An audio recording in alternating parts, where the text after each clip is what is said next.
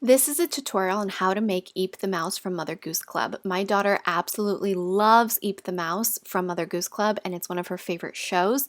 She is celebrating her first Halloween, and as first-time parents, we're going all out doing family costumes. So today's tutorial is how I made her costume relatively affordably and very lazy DIY because I'm a lazy DIY kind of gal. So here you go in case you wanted to make one for yourself or just curious or enjoy DIY videos.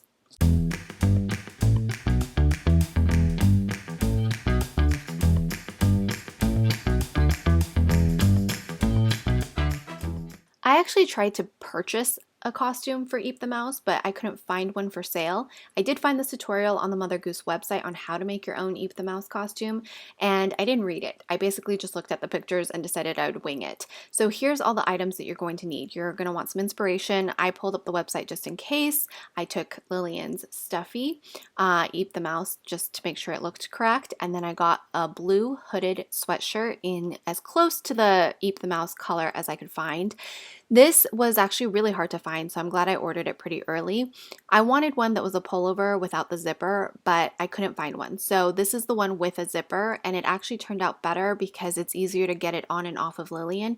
She's 10 months old and absolutely hates getting dressed. So if you have a toddler or a baby who hates getting dressed, the zipper one actually works better. I'll also explain how to use the fabric over it with or without the zipper. You're also going to want a pair of leggings that matches the blue hoodie. You're going to want some felt, and I picked up 2 of the Eep the Mouse color felt and then 2 of the lighter purple and 1 darker purple and some fabric glue. I also recommend having a pair of fabric scissors to make your life easier and needle and thread to reinforce the fabric glue. Working on the top part of Eep's costume first, I am taking the lighter color felt and tracing an oval that's just large enough in the center of the hoodie, but leaves enough room on top, on bottom, and on either sides. And then I'm folding it in half, and I'm going to actually cut it out while folding the felt in half to make it a pretty even oval. Because my hoodie is a zip-up hoodie, I will also be cutting the oval in half, but I'm making sure it's laid out and being cut in the exact half that I want it to be so that I can glue it down and it'll match up as close as possible. The next step, I'm cutting out the darker purple stripes, and on the plushie there was only 2, so I kind of followed that guideline since Lillian is a little smaller and so is her hoodie. So I'm making sure the stripes are wide enough and curved, and then I'm cutting it in half where the larger purple oval is split in half as well. So I'm laying everything out before I start gluing or sewing. Once I'm sure I like where everything's supposed to be laid out, I'm applying fabric glue onto the opposite side of the felt and gluing it onto the hoodie. Now, this fabric glue is really effective for felt to cotton or felt to hoodie, but from felt to felt, it was having a little trouble sticking. So I don't recommend this fabric glue for that reason. However, you can also just solve the issue by adding a couple stitches here and there, which I ended up doing. And I also remembered to put something underneath the fabric, so if glue does go through, it doesn't glue the fabric together on the inside. Once I know that I like the placement of everything, I am going back in with the glue and just making sure all of the edges have plenty of glue and that it's nice and secure, especially if you have a toddler or a very active baby. You're going to want to make sure that this is on there pretty good and strong. And it's actually why I personally just went back in and stitched the edges and added a couple stitches to make sure it was nice and reinforced. Something that I found really helpful with the fabric glue was to actually use a few pins to pin the fabric or felt onto the sweater and let the glue dry overnight, and that kind of kept everything a little bit more sturdy and secure. Now to work on the ears, I'm taking my cleansing balm and creating a larger circle on the blue felt, and I'm going to cut that out and then cut that in half to create Eep's ears. Now, taking a smaller moisturizer circle, I am tracing the light purple and doing the same exact steps that I did for the blue part of Eep's ears. Now you're going to place the blue underneath the purple and make sure it's showing enough through. I wanted a little bit more of the blue to show, so I'm putting the 2 purple ends together and trimming it down so that more of the blue is going to pop through for the ears. You can just adjust accordingly anytime you feel like it, obviously. Do what you want.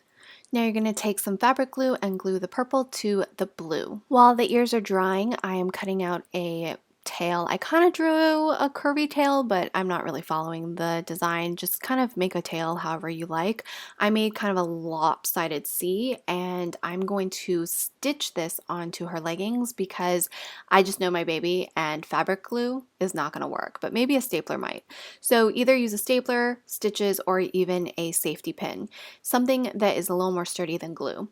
So I'm taking the leggings here as you see, and I'm going to find the seam of it in the back and then kind of think about where their butthole is, and a little bit above their butthole, like where their tailbone is where you're going to sew this together.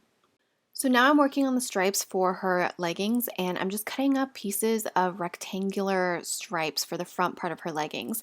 In the website tutorial, it actually tells you to just use duct tape that's blue, but I felt like I had extra felt, so might as well use it. Felt. Anyways, cut it by about 2 inches width and then measure the length by eyeballing it like I did, laying it out, trimming if you need to, and then slather it with a ton of fabric glue. The more glue, the better, especially with this crappy glue. So I put a ton of glue on the felt and then I laid it onto the leggings. Make sure that you do have paper or something in between the leggings so that you don't end up gluing the leggings together. And then I did pin it to reinforce the adhesion of the glue, and it did work pretty well.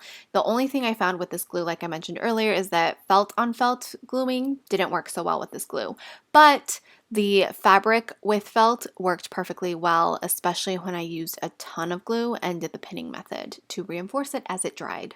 Now going into the ears, we have these beautiful little half circles. You're going to fold them in half, and you're going to add 2 to 3 stitches in the center just so that it could create this cute little crease for Eep's ears.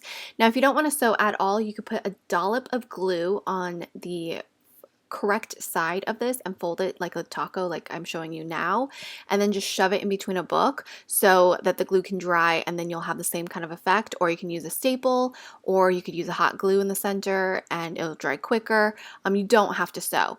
I am just using this because I ended up pulling out my needle and thread to reinforce the other felt pieces, so I might as well have just done this. It was quicker for me. Now I'm just pinning the ears to the hoodie to make sure they're exactly where I want the ears to be, and I wanted to make sure that they look like mouse ears. So I'm just pinning them and then making sure it's how I like it, and you can readjust as many times as possible before you start gluing or sewing. And then once I like the placement, I'm adding a couple stitches to attach the ears to the hoodie. You can also use the glue method, you can also use the hot glue method, or you can use a sewing machine if you have one. I don't have one. Lots of different options. You can even just use safety pins as well, depending on the age of your child. As the finishing touch, I did notice that Eep has these dark purple stripes around his wrist area for the plushie, so I wanted to make sure I added that detail to the hoodie since I had extra felt.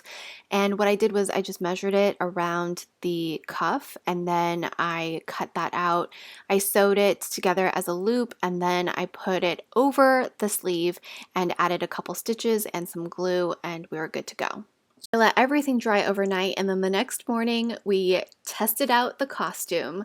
The hoodie was so cute and adorable with the little ears. She actually wore the hoodie, which was rare for her. She doesn't typically wear things on her head much anymore. And then we put on the leggings and her little tail, and she just looked adorable in it. She also absolutely loved it. She feels comfortable.